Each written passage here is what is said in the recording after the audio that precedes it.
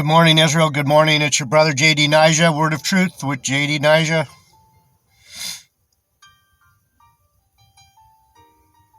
Coffee with JD Nija. Jeff Deloach.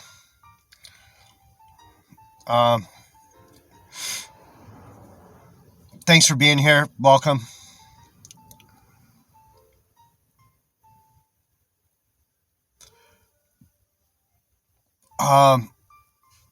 I want to thank everyone who's here.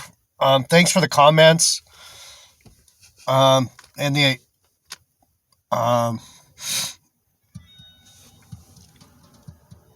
good words of faith from people like Jay Hall and Gabriel and a few others that have left comments of encouragement. Any comment's good because it kicks the algorithm up, and as we all know, YouTube is scattered with people doing nonsense videos. A lot of it's for entertainment, and people have been in it a while, saw their chance to monetize, and they're playing the entertainment monetization game. I'm not sure if that's what YouTube was intended for, but it just goes along with the same story about how folks just want to be like the world. They love being like the world. If they can get on here and become popular and fucking Dancing with the Stars, Housewives of Huntington Beach, whatever their game is, Preacher of the Hour, whatever, Flat Earth, Truth channels, da-da-da. So a lot of what has expanded is the truth channels, and a lot of the truth channels are just mirroring back the nonsense of the world. So that being said, thanks for being a real human, listening to real important and needful truth, not just entertaining truth. This is, sure, it's supposed to be entertaining, because what's more entertaining than how we got here, why we're here, who we are in this human family, where we're going. Came a point about 15 years ago while my dad was still alive, I used to say to him, why is the television so full of nothing? I couldn't understand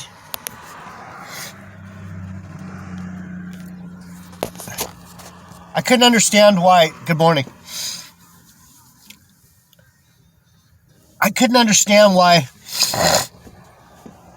And it's even worse today. I've talked about this a lot. I talked about it yesterday too.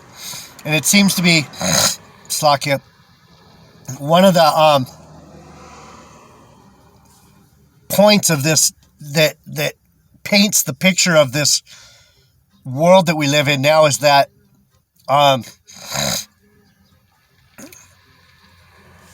being that there is no real truth, there's no one speaking reality. It's beyond bullshit. It's beyond bullshit. I was hoping 15 years ago when I'd say these things to my dad, and I was still worried about my children to a certain extent, and worried about myself and the world and my job and about how the world was going. So him and I would talk politics a lot. And so what I was wondering is why people weren't actually intelligent people.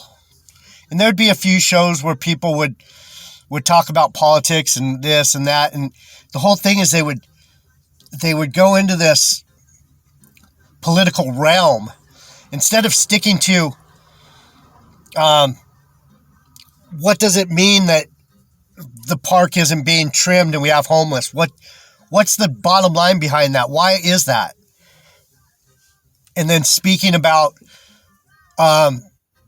family curses and speaking about whatever bigger theme that might come up in this talk of the park is getting ratty and we're not maintaining it and the homeless are moving in, and whatever the main context or main story was, why can't we speak about it in intelligent terms and say, well, first of all, families aren't taking care of themselves.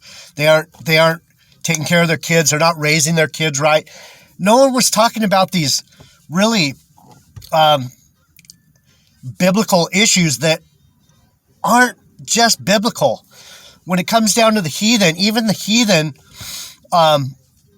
would rather have a place where you could go work every day and be. It's not all about the money, yet you could be vital. You're helping people with disabilities. You're helping keep things clean. You're helping to build something for someone. You're helping to. Everyone needs to be doing something, but everyone needs to be respected for what they do. So, and part of what the Lord did to me was he said, you just go out there and help and I'll take care of you. You take care of others and I'll take care of you. And that's what I did. I worked for the city. In fact, this park right here,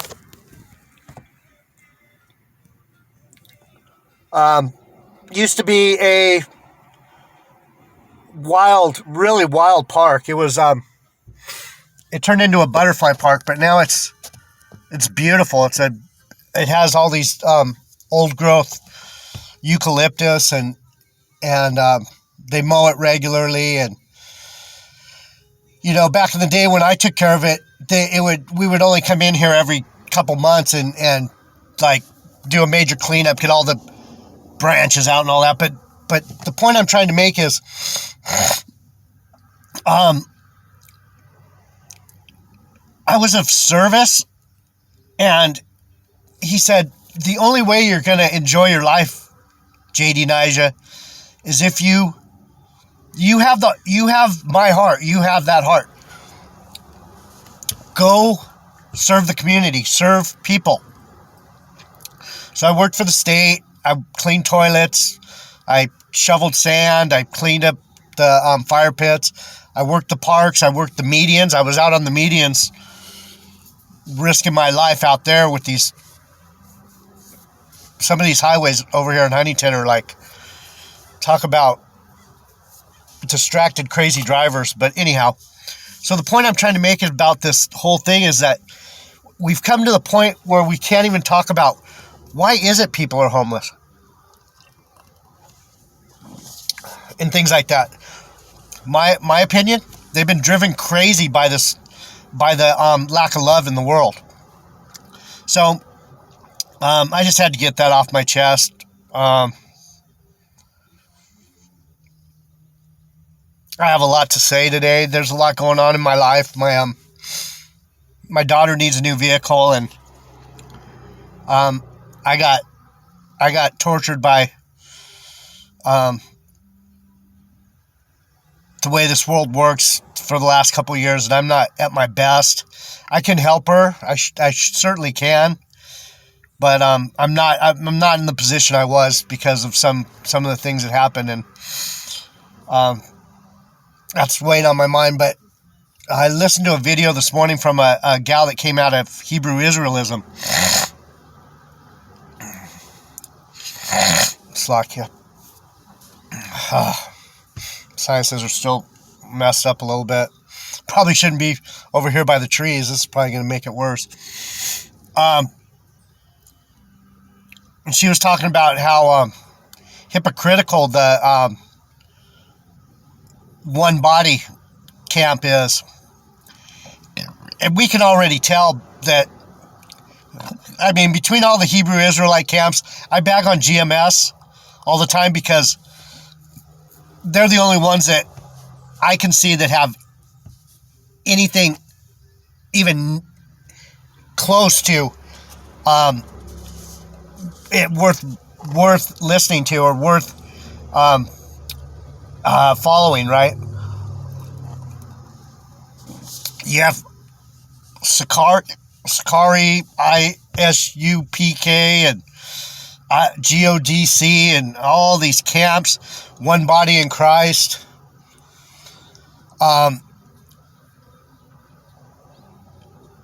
It's just madness. You might as well just stay in the Baptist church. At least people are nice. These Hebrew Israelites are using the Bible to browbeat people like Pharisees. So it was interesting to hear her say it. She said it softly and sadly. She followed her man into that, and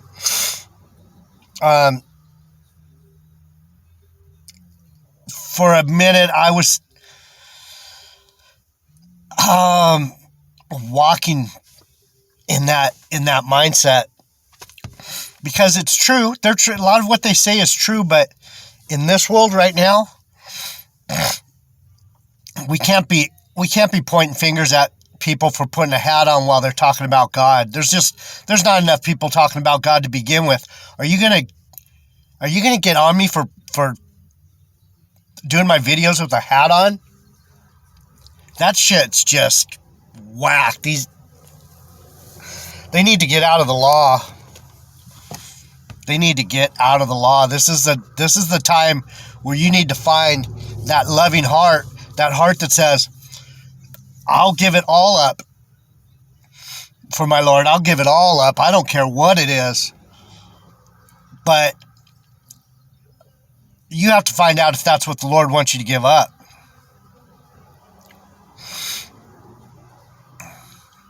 We can all feel right now that this captivity is ending, because a lot of people don't want to join in the system anymore. And that's where right now I'm having a hard time with this whole thing about getting my daughter a car, because I don't like the system, and I wish what happened wouldn't have happened. I would have had some more ease in doing that if I wouldn't have been accused of things falsely and thrown into a tailspin by someone who couldn't control her emotions and things like that. And now I'm suffering, and it's a bitterness.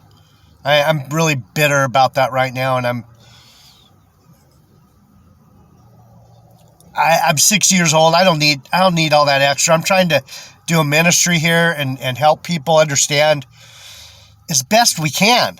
I don't have all the answers. I'm not 100% truth according to the Bible.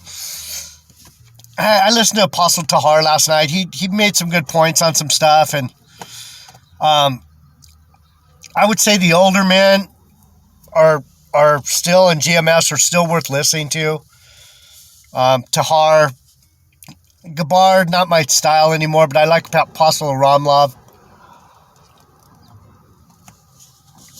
A couple of the younger men do good, but at the same time, it seems like they're taking the bag because they talk about nonsense too. These spinning web ball rocket, we're all on a planet, and we're going to fly out in the stars and all that. That's wacky doodle, but let me see how much time I got. All right, so I got through a lot of the nonsense that I needed to get off my chest. I still have 15 minutes, so what I opened to today, and this is a theme that keeps coming up. I opened to Psalm 120, and This is the Psalm of Degrees. And if you know anything about, I'll read a little bit about what it says about the Psalms of Degrees. A Song of Degrees, better translated as a Song of Ascents. 4 suggestions have been made as to the meaning of the application of the word ascents. So ascent, it's going up, right? So here we go. A lot of it doesn't make sense, and the last one is probably more like what it is. But I'll read through them anyway so you can get an idea of what people were trying to figure out. The number one reason for the word ascents is it refers to ascending from Babylon to Jerusalem after captivity. Verse 7 and 9 in Ezra. It refers to 15 steps. Number 2, it refers to 15 steps of the temple on which worshipers sang these hymns. 15 steps up the temple, right? Number 3, it is a literary reference. That is, these psalms are written in well-denoted ascending moods or thoughts. That one, yes, and hard to put your finger to that. 4, it refers to three times yearly trip that every male made to Jerusalem for the 3 great annual feasts of Passover, Pentecost, and Tabernacles, Deuteronomy 16:16. In the last view, the ascending is a physical ascension to Jerusalem. This view has the most to commend it, and thus these psalms are become known as the Pilgrim Psalms, sung by pilgrims on their way to Jerusalem. Psalm 120 itself is a prayer of a man living in spiritual exile. He is a man of peace in a warring community.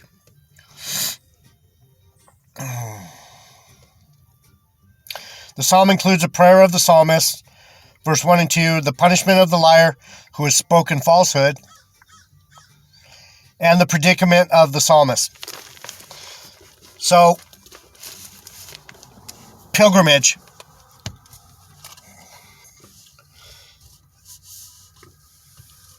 Oh, man, that you could really jump off, go everywhere on that one. This isn't our rest. This is like a punishment test place. This is a place to see the Lord's playing out this little play on everyone, and in the end, he's gonna pull the curtain back,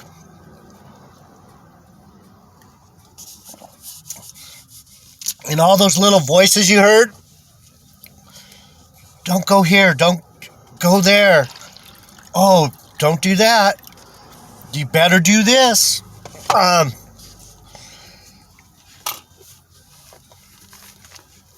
It's all going to come rushing back to you.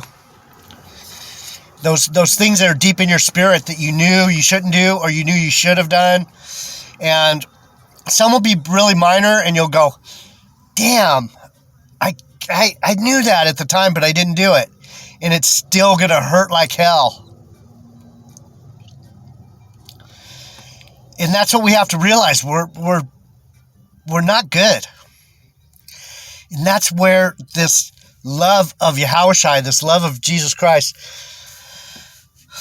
all praises, honor, and glory to the Most High and the only begotten Son, because the story is written for you to understand that we're not in our fullness. We're lacking here. We're lacking a lot. And that's what the story's about. It's about us knowing that we are more than this. We're pilgrims here. We're like, what? Where the hell are we? We're just trudging through Babylon. Like Bob Marley says, trudging through Babylon. And we're going to keep trudging until Babylon falls. And we're getting close. This Babylon is falling and Zion is rising. And that's in its most simplest form. Babylon is falling, Zion is rising. All this fatness of the earth that these heathens were given, especially Esau, Edom, that was his blessing. The Lord, through Isaac, told Esau, I do have a blessing for you. You'll have the fat of the earth, and how's it say it? You'll have the power of the sword and the power of deception. And so this kingdom is full of that. It's full of war. It's full of killing. It's so full of deception now. It's like when I was talking to my dad 15 years ago about why people aren't just getting to the point. In this wicked world, you can't get to the point. People don't want to hear it. They're like, that's their problem. As long as I got mine, right? So, in the second part of this message, we're going to go into what this Song of Ascents, these songs of degrees, they call them. The theme is continuing with this singers, musicians, and we're going to keep looking into that because that's what's happening. As a Benjamite, that's part of my ministry. If I would have been in a different situation, I probably would have sang for a reggae band and wrote lyrics that would have both been interesting to the world, but a cut to the world too, like Bob Marley and did. That's what these reggae artists do. Their goal is to get you to listen, and it's just like the Bible. Either you're going to stumble on it or you're going to get it. And I could start doing videos on that, and that would probably blow your mind about all the biblical stuff Bob Marley had in his songs and what he was saying and what people were just going right over their head. Right over their head. Deep shit. Who the cap fit, let him wear it. What's that mean? Who the cap fits, let them wear it. He's saying, who's the real prophet? Who does that hat fit? Whoever wears the hat, let him wear it and listen to him, is what he's saying. Let me wear the cap that I'm supposed to wear. If you're going to deny me the cap and you're going to say, that ain't yours, and rip it off my head, all you're doing is ripping it off your own soul, is what he means by that. So there's an example of how the Bible works also in a lot of ways. A lot of the parables and the things Yahushua said weren't meant for everyone to understand.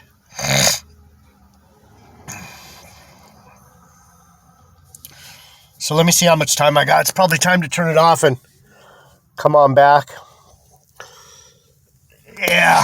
I'm going to say a prayer for both messages. And then I'll come back and we'll talk about we'll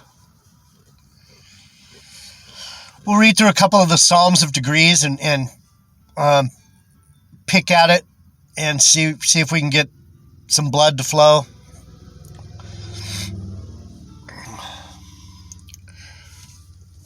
Heavenly Father, we come before you with a loving, humble, contrite, and awe-inspired spirit.